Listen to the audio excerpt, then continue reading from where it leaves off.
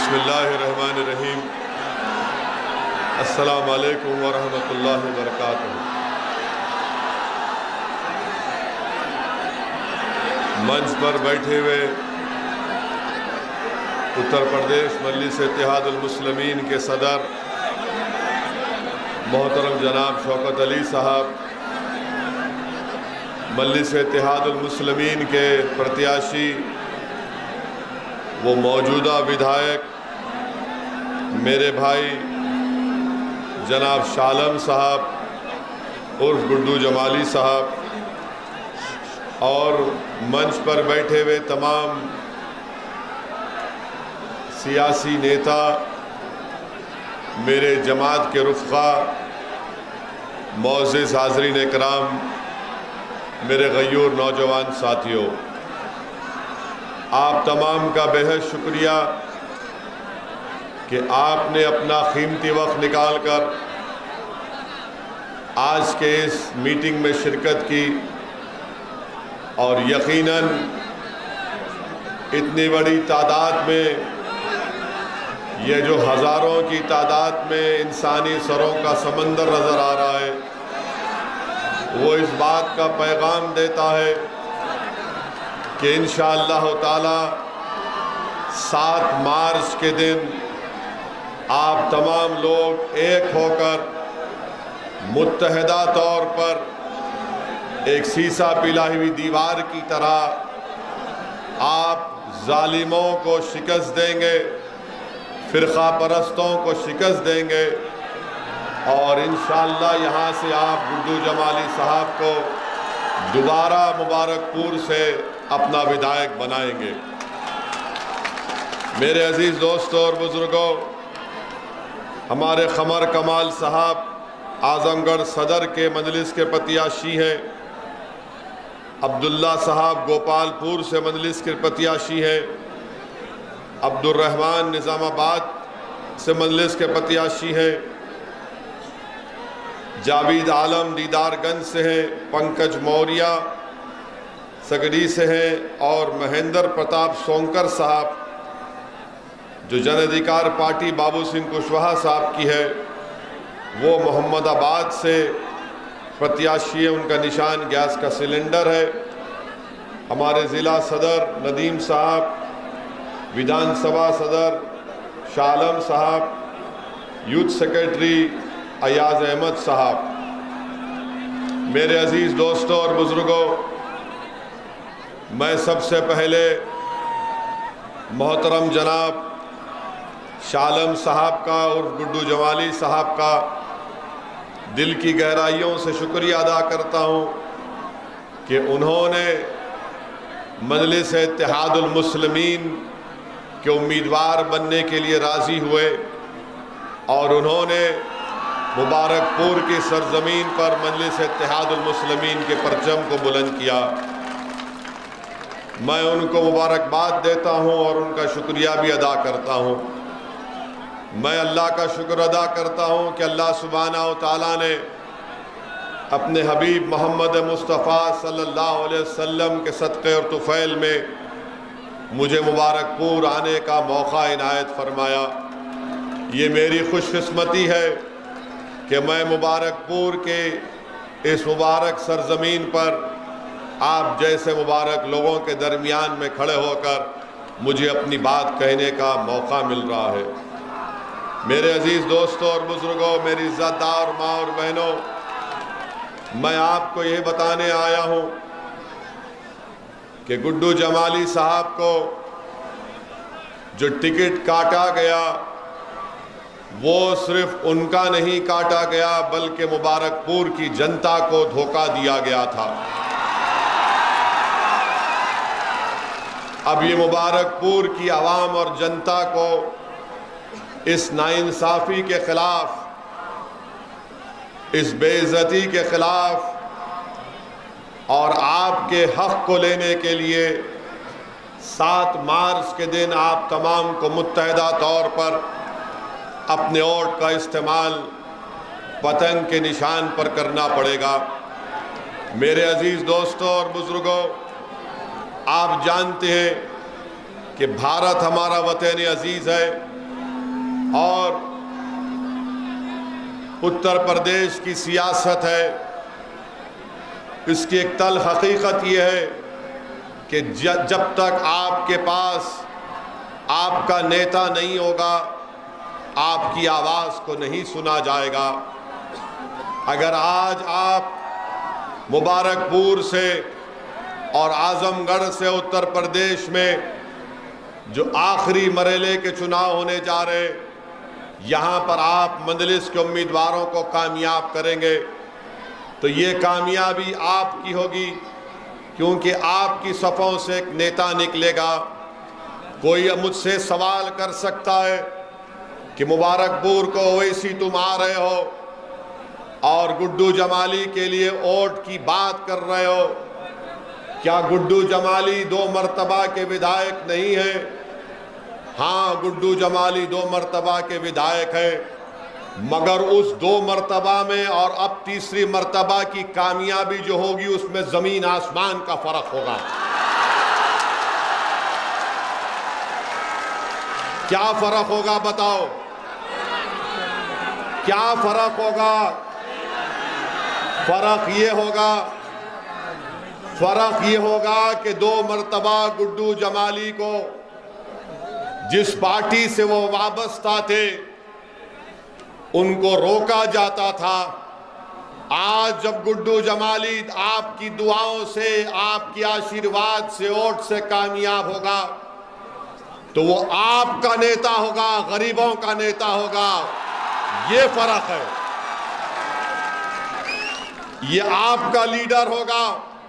और आपके दरमियान में खड़े होकर मैं जनाब गुड्डू जमाली साहब को कह रहा हूं कि जब अल्लाह और मुबारकपुर की जनता आपको अपने दुआओं से, मोहब्बत और वोट से कामयाब करेगी तो गुड्डू जमाली साहब जब आप उत्तर प्रदेश की विधानसभा में जाएंगे तो आप उस विधानसभा में मुबारकपुर, उत्तर प्रदेश के गरीब, मजलूम, अति पिछड़ा, जिसको दबाया गया, कुचला गया, उनकी आवाज को आपको बुलंद करना पड़ेगा।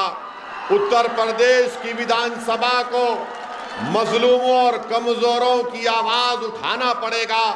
और मुझे यकीन है कि इंशाअल्लाह ताला गुड्डू जमाली मुबारकपुर की आवाम को शर्मिंदा नहीं करेंगे, बल्कि आपकी आवाज को उठाएंगे।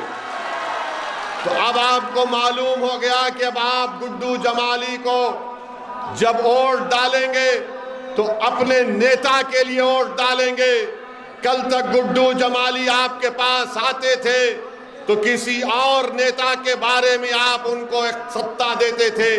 आज ये आपकी लड़ाई है, गुड्डू जमाली की लड़ाई नहीं है, ये आपको नेता बनने की लड़ाई है। मेरे अजीज दोस्तों और बुजुर्गों, ये मुबारकपुर की मुबारक सरजमीन जहां पर जामिअतुल अशरफिया है, जो 120 साल पहले उसको कायम किया गया, जहां पर तौहीद की शमा को रोशन किया गया और उस तौहीद की शमा की रोशनी ना सिर्फ इस मुल्क में, ना सिर्फ बर्रे सगीर में, बल्कि दुनिया के कोने कोने में मिसबाही पहुंचकर तौहीद की शमा को जला रहे हैं। मेरी खुशकिस्मती है कि मुबारकपुर में जामिया अरेबिया अहयाल उलूम, मदरसा अरेबिया दारुल तालीम और मदरसा बाबुल इल्म भी है। मैं इन तमाम मुदर्रिस को सलाम करता हूँ, इनके तमाम जिम्मेदारों को सलाम करता हूँ। इनके बुजुर्गों को अगर मौका मिलेगा तो मैं बजाते खुद जाकर उनके हाथ को चूमूंगा और उनके हाथ को लेकर अपने सर पर रखूंगा। और अगर वो इजाजत दे तो मैं इन उलमाओं की जूतियों को अपने सर पर उठाकर रखूंगा कि वो जो खिदमत अंजाम दे रहे हो उसको बयान करना भी अल्फाज का नाकाफी हो जाएंगे। मैं सिर्फ दुआ करता हूं कि अल्लाह हमारे उलमाओं को, हमारे मुहद्दिसीन को, मुफ्तियों को अल्लाह सलामत रखे, अल्लाह उनके इल्म से और फैज़ जारी कराए। मेरे अजीज दोस्तों और बुजुर्गों, जो अहम बात आपके सामने मैं करना चाह रहा था कि इत्तेहाद मुत्तहिद रहिए। अगर गुड्डू जमाली को या मजलिस के प्रत्याशियों को कामयाब करना है तो आप तमाम को मुत्तहिद होना पड़ेगा, इत्तेहाद को मजबूत करना पड़ेगा। और याद रखिए हमारी इस बात को कि इत्तेहाद जिंदगी है, इत्तेहाद जिंदगी है और इंतशार मौत है। तो इत्तेहाद जिंदगी देता है और इंतशार मौत देता है। मैं आपको ये बताने भी आया हूं कि असदुद्दीन ओवैसी सरजमीन दखन से जरूर आ रहा है, मगर मैं कोई आला परिवार या आला खानदान या कोई नवाब खानदान से निकल कर नहीं आया हूं। मेरे बुजुर्ग वकालत करते थे, आम आदमी थे, मेहनत और जुस्तजू की, कुर्बानियां दी, जेल की सोबतें बर्दाश्त की, जालिम हुकूमतों के जुल्म को बर्दाश्त किया, मुकाबला किया। हमने पुलिस के जुल्म का शिकार हुए। आज असदुद्दीन ओवैसी जो तुम्हारे दरमियान में मुबारकपुर में खड़े होकर मैं अपनी बात को रख रहा हूं, मेरा सियासी सफर आसान नहीं था, मुझे भी जेल जाना पड़ा। मैं कोई रईस जादे का बेटा नहीं हूं, मैं एक गयूर मुसलमान का बेटा हूं। जिसने मुझे ये सिखाया कि हालात का समझौता नहीं करना, जिसने मुझे सिखाया कि सच्चाई को बयान करना, चाहे वो नमरूद का दरबार हो, चाहे फिरौन का दरबार हो, चाहे वक्त का हुक्मरान यजीद हो, मगर बात अपनी सच्चाई से करना। ये आज जो तुम्हारे सामने दीवाना खड़े होकर बोल रहा है, एक नहीं 4-5 मर्तबा मुझे जेल को जाने का मौका मिला और हम 5 मर्तबा हजरत पुलिस के दामाद बनकर जेल में थे। और हजरत पुलिस ने हमको 22 सितंबर 1999 को पुलिस ने हमारी विधानसभा में हमको मारा, पीटा, रोड पर गिरा कर हमको मारा। हमारे सर पर 18 टाके लगे, हमारी पीठ और पैर खून से लहूलुहान हो गई। आज हमारा सफर आसान नहीं था।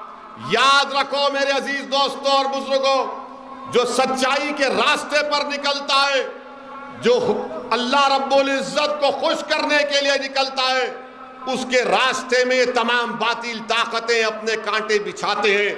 मगर जिसका अज़म और हौसला और नीयत में इखलास होगा, परवरदिगार उनको कामयाब और कामरान करता है।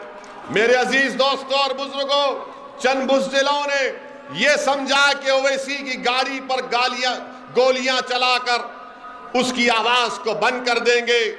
मैं उन बुज़दिलों से कहना चाह रहा हूं, वो नाथूराम गोडसे की नाजायज औलाद से कहना चाह रहा हूं, मैं उन लोगों से कहना चाह रहा हूं जो असल दिमाग है, जो मैं उन लोगों से मुखातिब हूं आज, जो उन जालिमों के हाथ में तुमने बंदूक थमाई। अरे याद रखो, 4 गोलियां चलाओ या लाखों चलाओ, ओवैसी की जबान बंद नहीं होगी, बंद नहीं होगी।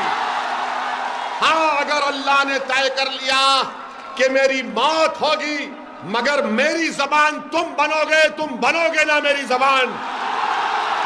मेरी इस दुनिया से चले जाने के बाद भी आप मेरा काम करोगे। ये मेरा काम नहीं, आपका काम है। क्या आप डरोगे? क्या आप गोलियों से डरोगे? क्या आप जालिमों से डरोगे? क्या हुक्मरानों से डरोगे? क्या तुम मोदी से डरोगे? क्या तुम अखिलेश से डरोगे? किससे डरोगे बताओ फिर? किससे डरोगे? किससे डरोगे? तुम जब अल्लाह से डरते तो गुड्डू जमाली तुम्हारा क्या बना बताओ? तुम्हारा भाई, तुम्हारा बेटा, तुम्हारा चचा बना। जब तुम रब्बे करीम की मोहब्बत का दावा कर चुके तो तुमने गवाह बना दिया जमीन और आसमान को। तो 7 तारीख के दिन डरना नहीं, पुकार कर जाना पोलिंग बूथ को, हिम्मत से जाना पोलिंग बूथ को और पतंग के निशान पर बटन दबाना, यह कहकर कि मैं यहां का विधायक बनने वाला हूं। करेंगे ना आप? करेंगे ना आप? मेरे अजीज दोस्तों और बुजुर्गों,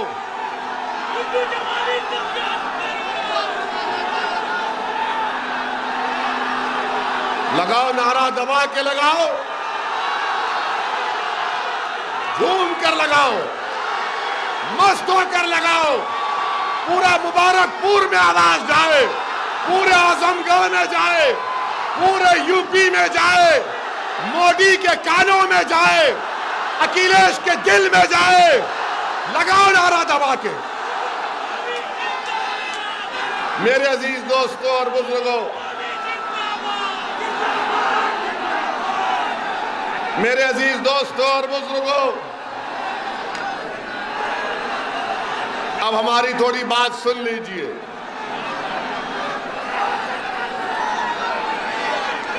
मेरे अजीज दोस्तों और बुजुर्गों, हम आपको बता रहे थे कि कोई आपसे कहेगा हमारे जाने के बाद, कोई कहेगा कि अगर गुड्डू जमाली या मजलिस के 8-10 प्रत्याशी जीत जाएंगे, विधायक बन जाएंगे तो क्या होगा? आप उनको बताना,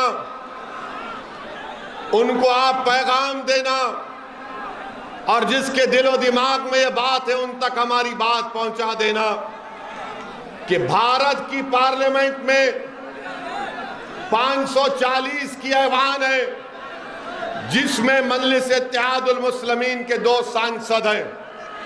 कितने हैं? 2 हैं। और जब दोनों में से एक खड़े हो जाते हैं पार्लियामेंट में आपकी बात करने के लिए, आपके इंसाफ की बात करने के लिए, गरीब, मजलूम, अति पिछड़ा, दलित की बात करने के लिए, तो क्या होता है? हम जब खड़े हो जाते, जब दलित की बात करने के लिए, अंबेडकर के संविधान को बचाने की जब बात हम करते हैं, तो बीजेपी के 306 एमपी खड़े होकर ओवैसी को बोलते हैं बैठ जा, बैठ जा, बैठ जा। तो मालूम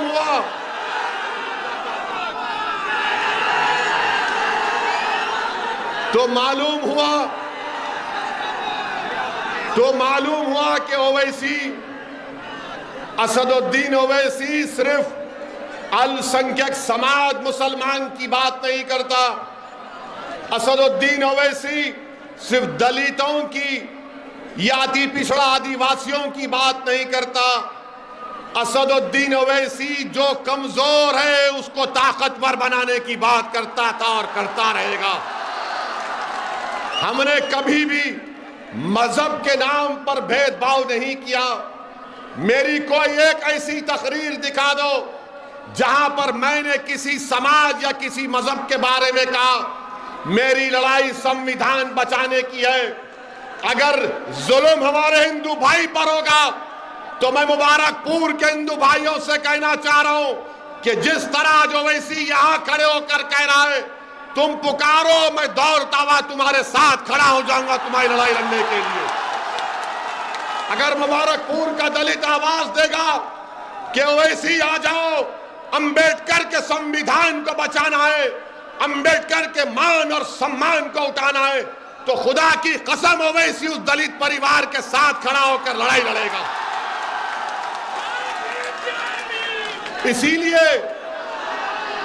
इसीलिए जब 2019 में हैदराबाद की आवाम ने हमको चौथी मर्तबा रुकने पार्लियामान एमपी बनाया, तो हम जब हल्फ लेने के लिए गए तो बीजेपी के 300 एमपी नारा लगाना शुरू कर दी। हमको देखकर हमने भारत के संविधान पर, अल्लाह के नाम पर हल्फ लिया। उसके बाद हमने नारा लगाया जय भीम।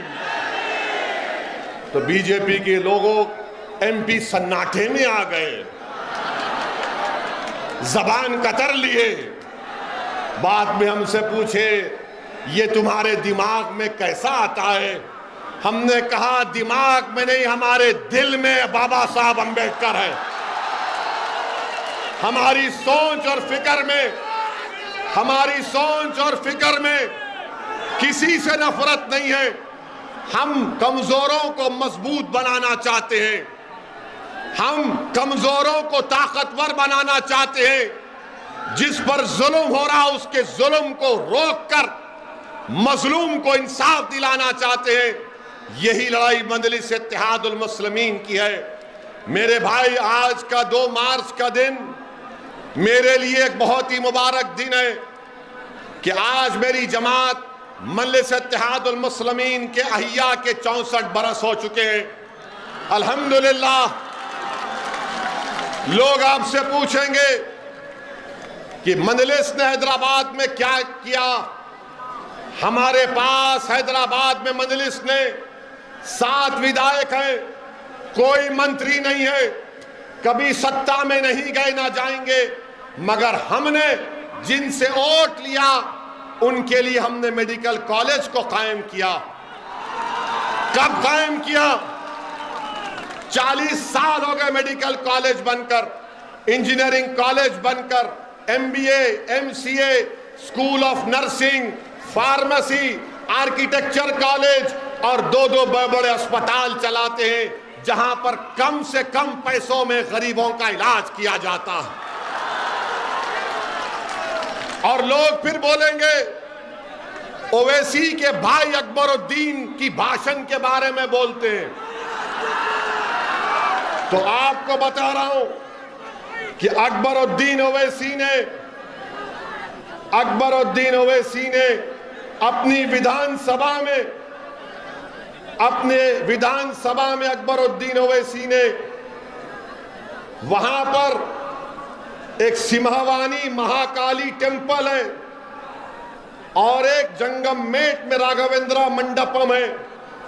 अकबरुद्दीन ओवैसी ने हमारे प्रदेश के मुख्यमंत्री से मिलकर इस मंदिर के हमारे हिंदू भाइयों से, सरकार से उन्होंने 4 मल्टीपर्पस फंक्शन हॉल सरकार से मंजूर करवा। इन 2 मंदिरों के लिए 20 करोड़ सरकार ने मंजूर किए। ये हम पर इल्जाम लगाते हैं कि ओवैसी भड़काऊ भाषण देता है, मगर मेरे अजीज दोस्तों और बुजुर्गों, आज आपको बताएंगे कि हमारे जाने के बाद इब्लीस की औलाद आएगी।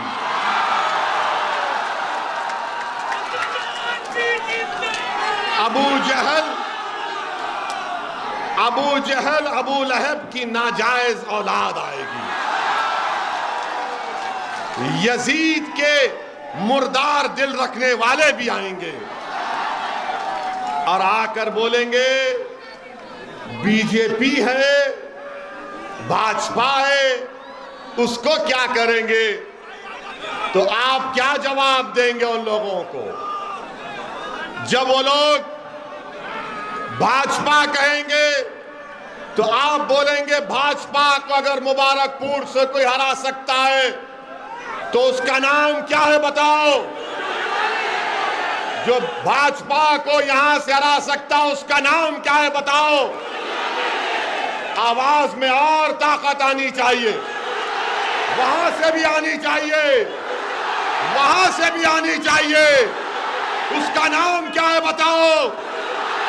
जो योगी और मोदी को रोक सकेगा उसका नाम बताओ। आप अखिलेश, बड़े और छोटे अखिलेश, देख लो जनता ने कह दिया कि 7 मार्च के दिन किसको वोट देंगे, किसको वोट देंगे, किसको वोट देंगे। मेरे अजीज दोस्तों और बुजुर्गों, अब सपा के लोग बोलेंगे ओवैसी तो जज्बाती भाषण देता है। आप भी दो ना अखिलेश,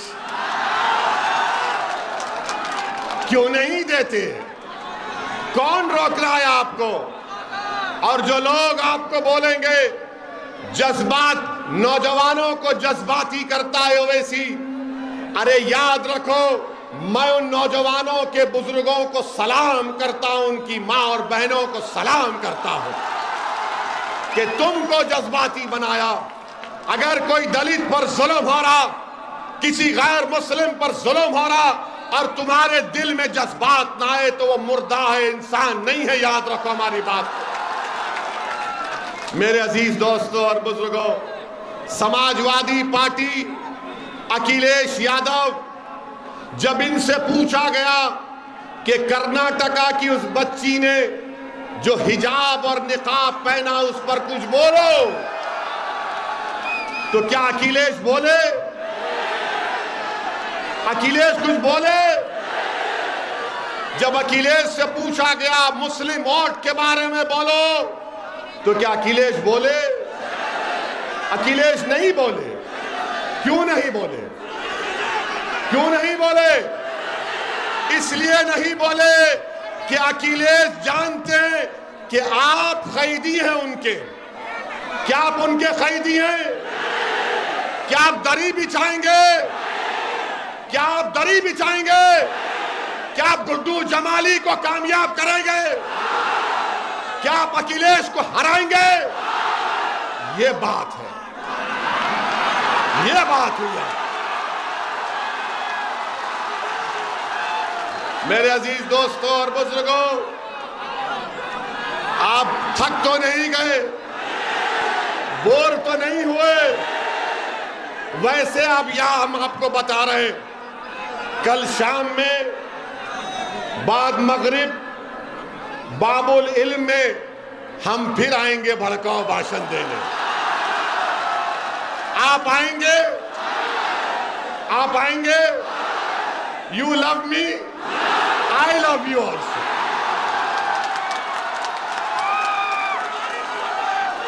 इसको बोलते दो तरफा मोहब्बत, इसको बोलते दो तरफा मोहब्बत। अखिलेश को खाली एक तरफा मोहब्बत मत करो, अपना भाई है उसका साथ दो, गुड्डू जमाली को कामयाब करो। ये लड़ाई हमारी है, ये लड़ाई में आपको गुड्डू जमाली को कामयाब करना है। समाजवादी आपकी आवाज ना कभी थी ना है। और सुन लो, और सुन लो सपा वालों, सुन लो सपा वालों, ओवैसी जब तक जिंदा रहेगा तुम्हारी नींदों को हराम करके रख दूंगा इंशाअल्लाह। अब तुम मोदी योगी को डराकर हमारा वोट नहीं हासिल कर सकते।